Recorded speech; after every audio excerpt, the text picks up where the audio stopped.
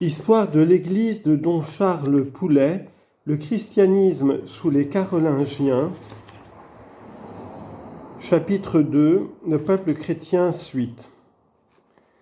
Malgré les vestiges d'un paganisme superstitieux, cette société était vraiment chrétienne.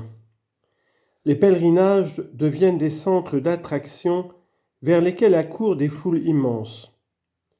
On peut signaler en France Saint-Martin de Tours, le Mont Saint-Michel, Notre-Dame du Puy, Notre-Dame de Vézelay, Saint-Martial de Limoges, Rocamadour, Sainte-Foy de Conques, Saint-Cernin de Toulouse.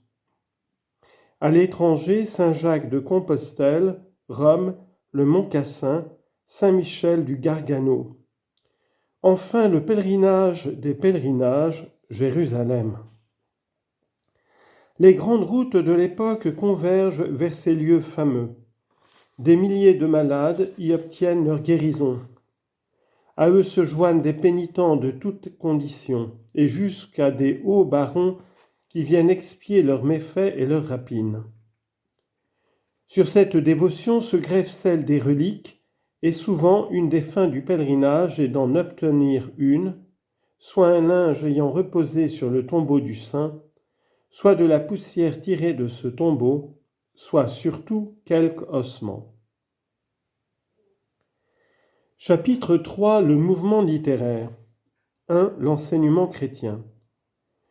Une restauration de la science ecclésiastique eut lieu sous Charlemagne. Frappé lors de ses voyages en Italie de l'étendue du savoir, désireux de posséder un clergé aussi lettré, il en ramena pour son palais d'Aix-la-Chapelle des hommes les plus instruits, tels l'helléniste Paul Diacre, le grammairien Pierre de Pise, le poète Théodulphe, surtout l'anglo-saxon Alcuin. Avec leur aide, il va travailler à réaliser son idéal littéraire chrétien et dans ce but faire renaître l'école palatine, les écoles épiscopales, monastiques et presbytérales. L'école palatine comprenait les clercs de la chapelle et les futurs dignitaires. La direction en fut confiée à Alcuin. Né à York en 735, il avait fait ses études sous la direction d'Egbert, disciple de Bède, et important au Gaules les méthodes en usage dans les écoles monastiques de la Grande-Bretagne. Il eut éminemment les qualités du moment. Esprit sans profondeur ni grande originalité, il fut un pédagogue capable d'écrire des traités clairs où s'apprenait la grammaire et les rudiments des lettres. Cependant, à l'école palatine se trouvait annexée une académie du palais, sorte de cercle littéraire où brillait une culture plus avancée. De ce milieu, école palatine et académie, sortirent comme d'une université centrale une lignée d'évêques et d'abbés qui propageront la science. Ainsi Arnon fut archevêque de Salzbourg, Leidrade archevêque de Lyon, Théodulphe évêque d'Orléans, tous trois élèves d'Alcuin.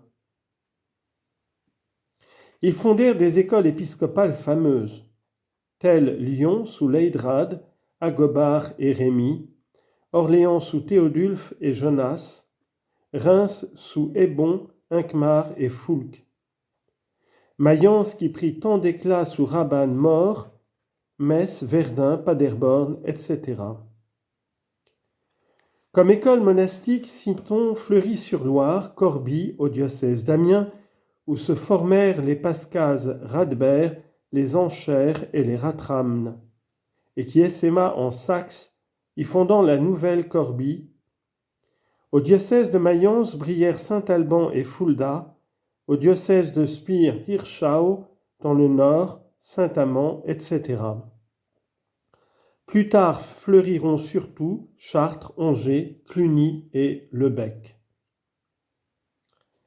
Charles ordonna que ces écoles épiscopales et monastiques servissent aussi à l'instruction du peuple. D'ailleurs, il rétablit les écoles presbytérales. Tout prêtre, dit-il, doit avoir des écoliers assez instruits pour chanter l'office divin avec mesure et pour servir la messe. Et promulguant l'ordonnance de Charlemagne, Théodulphe ajoute, pour cette instruction, que les prêtres n'exigent aucun salaire et n'acceptent rien, sauf ce qui leur sera offert par reconnaissance. 2. La littérature latine. Le souci premier de Charlemagne fut l'alliance de la science profane et de la science sacrée. Au sommet des 2 cycles d'études, Trivium et Quadrivium, il place la théologie. Il se préoccupe surtout de l'étude des livres sacrés. On voulut d'abord posséder un texte convenable et Alcuin travailla à le reconstituer avec l'aide des Bibles de Cassiodore, en même temps que de nombreuses copies sortaient de l'école Saint-Martin de Tours, où il fut abbé depuis 756. Bientôt, la version restaurée de Saint Jérôme fut seule en usage. D'autre part, on glosa beaucoup l'écriture sainte et certains comme Rabban Mor et Walafrid Strabon la commentèrent presque entièrement. Mais le plus souvent, le travail de l'exégète se réduisit au rôle de compilateur. Parmi les écrits d'Alcuin, 735-804, on peut citer un traité sur la Trinité, les vies de Saint Vaste, Saint Martin, Saint Riquier et Saint Willibrord. Questions et réponses pour les enfants, sorte de catéchisme sous forme dialoguée, un opuscule de la confession contre certains laïcs qui refusaient de déclarer leurs péchés, un autre des vices et des vertus. Paul Diacre, venu d'Italie, est surtout connu pour son Historia Gentis Longobardorum. Il compose un homéliaire pour l'office liturgique, de même qu'Alcuin un autre pour la prédication. Théologiquement parlant, ces livres éclos sous l'œil de l'empereur ouvraient une voie. Ce fut grâce à eux qu'une certaine classification s'opéra progressivement parmi les écrits des âges antérieurs. Un Saint Léon, un Saint Grégoire, souvent cités par Paul Diacre et Alcuin, seront réputés au Xe et XIe siècle comme inspirés par l'Esprit Saint. Et c'est à composer des anthologies des pères que s'occupera 300 ans durant le labeur des moines. Paulin, patriarche d'Aquilée et ami d'Alcuin, est un théologien polémiste qui réfuta les adoptionnistes. Son exhortation pour Éric, margrave de Frioul, s'inspire beaucoup du travail de Pomérius sur la vie contemplative.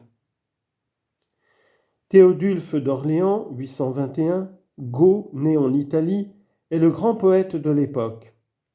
Il a composé 4 chants sur Jésus-Christ, les fins dernières, la lutte contre les vices, les devoirs des évêques et des prêtres. Nous chantons au rameau son Gloria, Laus et Honor. L'espagnol Agobard, 779-840, archevêque de Lyon, est un polémiste qui combattit les adoptionnistes, puis les adversaires de l'impérialisme. Son école épiscopale fut célèbre sous la direction du diacre Florus.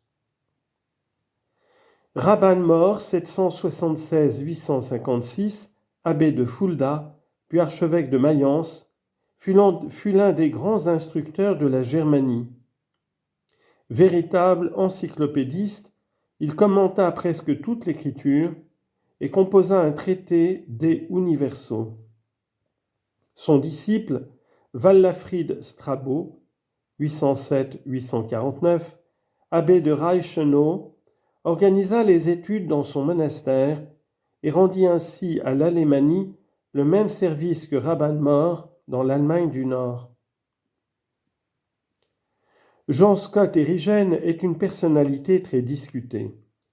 S'il ne fut pas rationaliste et panthéiste, son néoplatonisme alexandrin le conduisit à professer des théories fausses en théodicée et en cosmologie. On les trouve surtout dans son traité de la division des natures, exposé philosophique sur Dieu, le monde et leurs rapports. on lui octroie parfois la paternité d'un De Eucharistia, contraire au dogme de la présence réelle.